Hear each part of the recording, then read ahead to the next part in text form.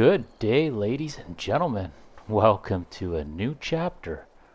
So why is this a new chapter and why is there a hand emoji showing up? I think my dog is walking by. Anyway, we are on to chapter 2, episode number 1. And if the house looks weird, that's because it's not the original house. As you can see, there's a bedroom here. Never mind, that's not what we're talking about.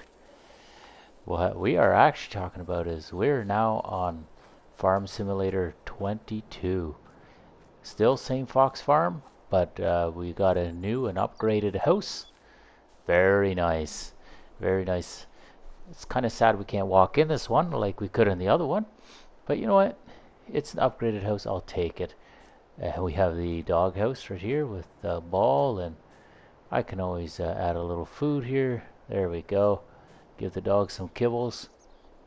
But we need to go for a tour around the new yard because so many things have changed. And I can't wait to show you guys. So why don't we start with the things that look more or less the same. So this shed is pretty well the same. I'll go over the tractors with you here. So with the tractors, we didn't have any T5s. So I had to go and get a T4. And our loaders are now quickie loaders. So that's new, interesting.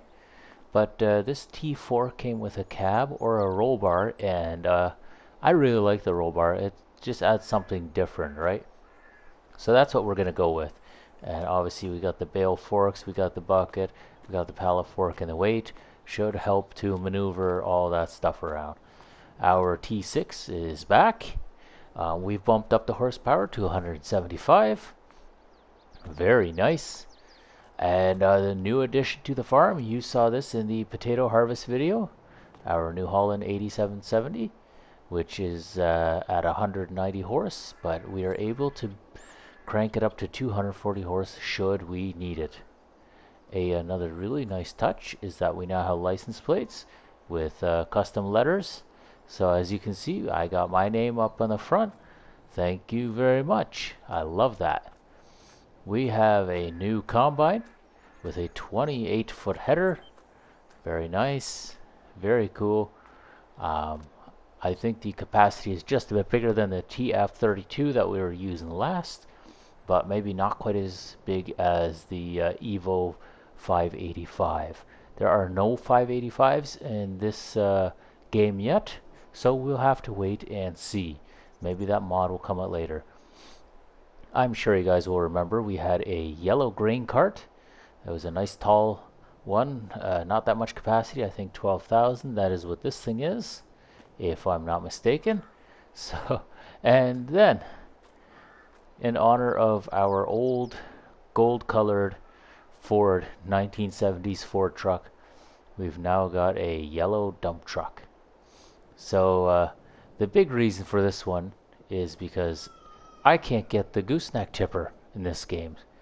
And all the other tippers that are available are either really huge and really press the trucks down, or they are so small that they're insignificant.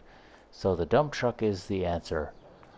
That is why you see we've gone from, what was it, $920,000 to $802.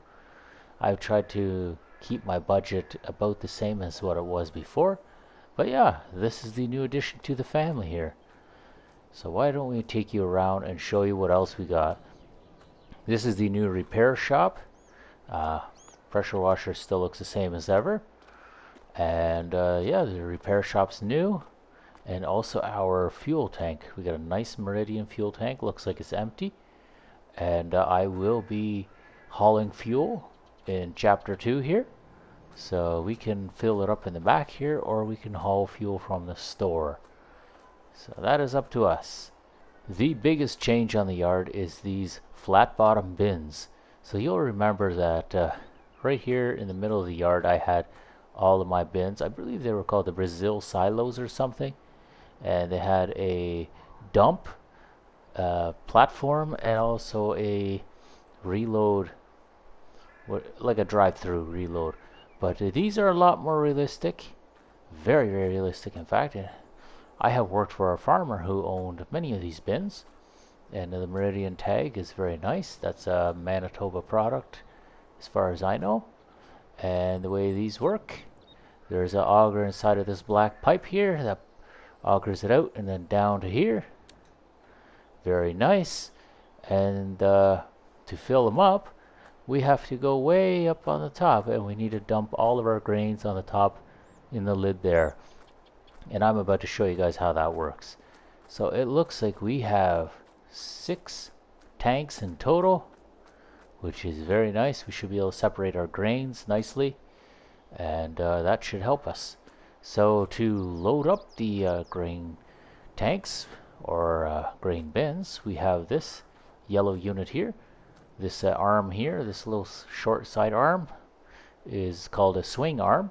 That's going to roll out up to, we can move it to any which way we want, either left or right side, and that is where we're going to put it underneath the dump truck, and the dump truck will dump into this hopper here. Now this yellow pipe we see here, it can lift up, and it can definitely reach on top of these grain bins, and then it'll dump into the top. Really, really cool. So once again, that is very realistic, and I love that. We're going for so much more realism in chapter 2 here. Now once that grain bin is full, or we get a really good price on grain, we need to dump it out of here, remember? So here's what we're going to do. We're going to take this red auger. So very easy to remember. The red cover over there means a red auger. Much smaller basket here at the bottom, but it fills up. It goes up this auger, this big pipe here, and this pipe can lift and lower too, depending on what I'm loading it into. And we load it into our dump truck, just like that. Both of these units are self-propelled, so we can move them around. They're not fast by any means, but if we're just working on the yard, moving from one bin to another, it should be quite fine. Alright, we need to move on now. Here is our other supplementary bins. So we've got a seed bin, we've got a solid fertilized bin, there's a liquid fertilized bin, a lime bin, and a water bin. And you can see the numbers on the bottom right of the screen. So all 5 of these kind of work in conjunction with each other, but we'll have to use our imagination a little bit. So this is where we do all of our filling if we need to refill, and I will be grabbing seed from here from here on out whenever we want to do planting and stuff like that. So yeah, these bins, once again, very, very realistic. Very great job from the creators of these mods. I have to say that these are made very, very well and very realistic. To get inside of these grain bins, I don't know if I'll be able to do it, but you see that oval shaped lid there? I'll kind of shine that light there. It's got a little handle on it. That's where you climb into once you're ready to clean it out after it's been emptied out. This roof has stayed more or less the same. I have some hay equipment, some animal equipment here, and I'll probably end up using it for mostly parking trailers underneath. But speaking of animals, I had to sell all of my cattle.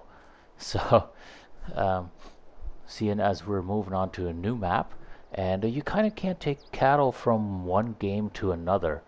So cattle are all sold. We'll have to make a fresh episode once we've gathered enough hay and straw and all that. But I am really looking forward to that. It's going to be great, and we're going to have a lot of fun with cattle again. Hopefully this time it's here to stay, right?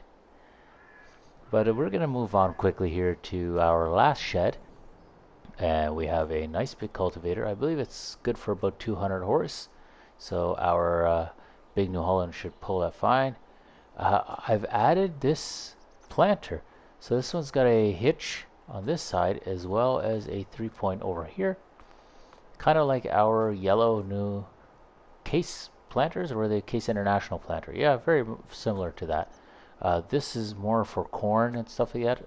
I know I spoke of doing corn in a previous episode, and I believe this is going to be the year to do it.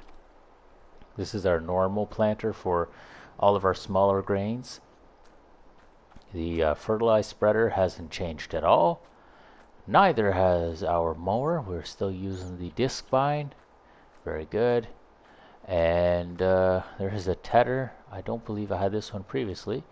And our baler has changed. We now have a round baler instead of the old New Holland square baler that we were previously using. There are no real good small New Holland square balers, so I had to go with a round just to keep things legit. And to round off our list here, we have our forage wagon and our bale wrapper. So that about does it for all of our equipment and our yard tour.